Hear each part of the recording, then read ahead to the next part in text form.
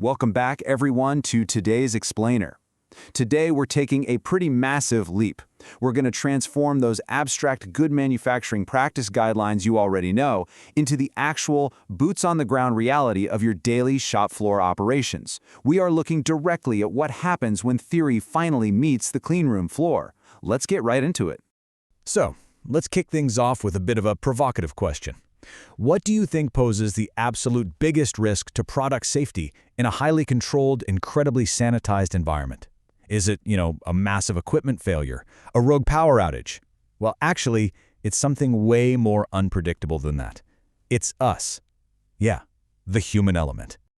Okay, so to manage that risk, let's quickly run through the 5 core building blocks you're going to rely on during literally every shift. We're talking personnel hygiene, premises control, equipment qualification, materials trackability, and, wrapping it all up, the ultimate proof of our work, batch records. All right, jumping straight into Section 1, personnel and shop floor hygiene. You see, good manufacturing practice is fundamentally delivered by competent people. And listen, competence isn't just some one-time achievement. It requires this strict, repeating cycle. First up, you train on the specific standard operating procedures and equipment you're actually going to use. Next, your competence is assessed and confirmed, usually by direct observation. And finally, you do regular refreshers. This loop is absolutely crucial because it ensures that every single person touching the product is operating safely and consistently, shift after shift.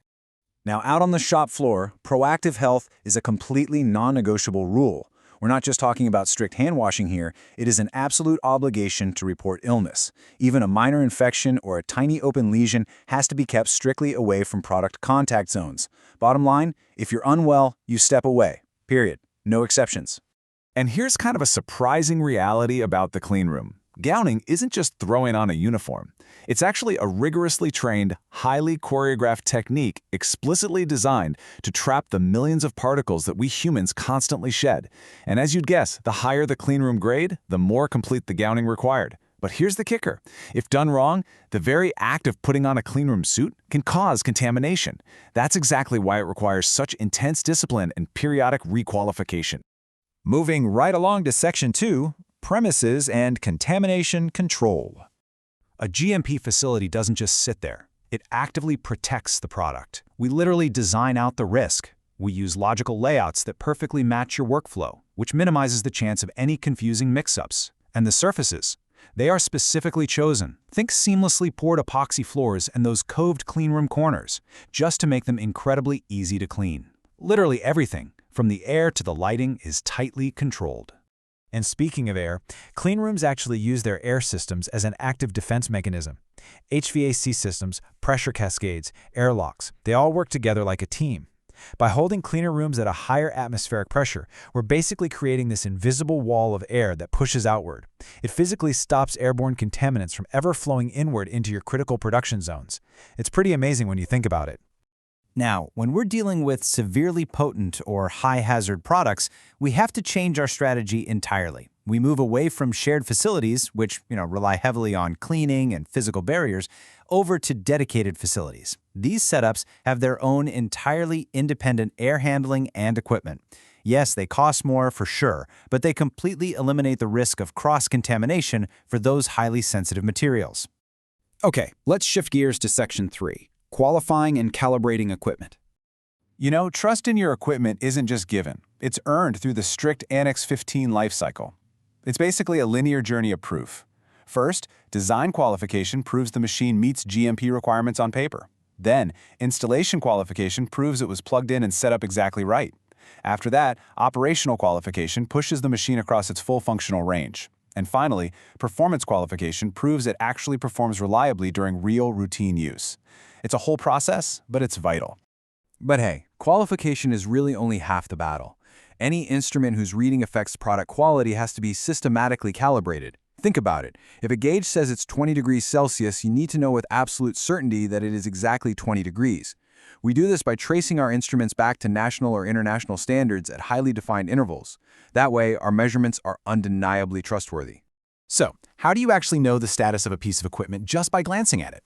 Well, clear status labeling is your visual safeguard on the floor. A bright green clean tag or a red unqualified tag strictly stops the wrong equipment from being used in error. Plus, we link each batch to that specific equipment's condition in our records, while making sure our computerized systems have tightly restricted access and totally complete audit trails. All right, Section 4, Strict Materials Traceability. On the shop floor, there is an absolute law you have to live by. Status dictates use. Quarantine means the material is held and completely unavailable pending a quality control decision. Approved means it's cleared, sure, but you still absolutely must visually confirm that status before using it. And rejected? Well, that means it's unsafe. Rejected materials can never, ever be used, no matter how high the production pressure gets. Zero exceptions, guys. And that brings us to our final stop, Section 5, Batch Records and Line Clearance. Listen, a batch record isn't just some piece of paper. It's a heavily controlled life cycle all of its own.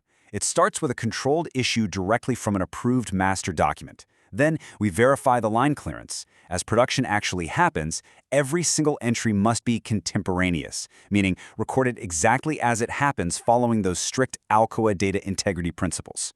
We then reconcile our yields, and finally, quality assurance meticulously reviews the whole thing before product release. Remember the golden rule of GMP. If an action isn't documented right when it happens, it literally didn't happen. Now, within that process, there are two absolutely monumental checks. Think of line clearance as a high-stakes detective check before you start a new job. You are verifying that absolutely no materials, products, or documents from the previous batch are left behind.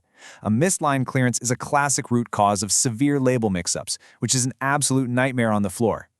Later on, reconciliation acts as your final audit, basically comparing what you actually produced against what you expected to produce. Any gap there? It's got to be investigated immediately.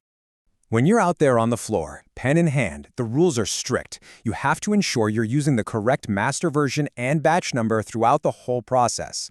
Enter all your processing steps contemporaneously and legibly. Leave absolutely no blank fields behind. If a field isn't needed, you cross it out so we know it wasn't just forgotten. And if you make a mistake, no big deal. Just correct it with a single line through the text, your initial, and the date. That way, the original error is still completely visible. Ultimately, your meticulous documentation is literally the only physical proof left behind that product quality was actually maintained. The people go home, the equipment is cleaned, the premises are completely reset, but the batch record? That remains forever to tell the whole story. So I want to leave you with this final thought to kind of challenge how you view your daily actions. When you gown up, when you clear a line, when you sign your initials, you are writing the history of a product that a real patient is going to rely on. Your diligence on the shop floor directly impacts patient health. So what story will your actions tell today? Thank you so much for joining me for this explainer, and keep that focus sharp out there on the floor.